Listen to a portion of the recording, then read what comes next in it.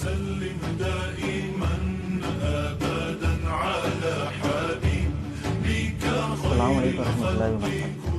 సోదరులారా సోదరీమణులారా, ఈరోజు మన చెప్పుకోబోయే విషయం ఏమిటి అంటే షాబాన్ యొక్క నెల.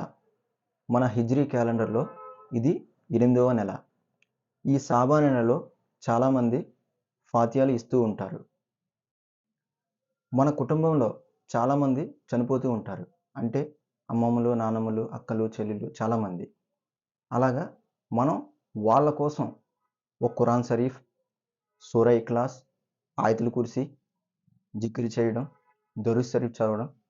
ఉదాహరణకి అల్లాహుమ్మా సల్లి అలా సయ్యిదనా సఫియనా నబియనా మౌలానా ముహమ్మద్ వబారిక్ వసల్లిం సల్లు అలైహి వసల్లం అలైకి యా రసూలల్లాహ్ సల్లల్లాహు తాలా అలైహి వసల్లం. సూరా యాసీన్ చదవడం వాళ్ళ కోసం చదివితే చాలా మంచిది. ఇది చదివి ఫాతిహా ఇస్తున్నప్పుడు వాళ్ళ కోసం బక్సా ఇవ్వాలి. అలా ఇవ్వటం వల్ల వాళ్ళు మనం ఫాతిహా ఇస్తామో లేదో అనేసి కబర్లో వాళ్ళు ఎదురు చూస్తూ ఉంటారు. వాళ్ళు మనం ఫాతిహా ఇవ్వడం వల్ల, మన ఇవన్నీ చదవడం వల్ల వాళ్ళకి కబర్లో తేలు నుంచి, పాముల నుంచి విముక్తి కలుగుతుంది.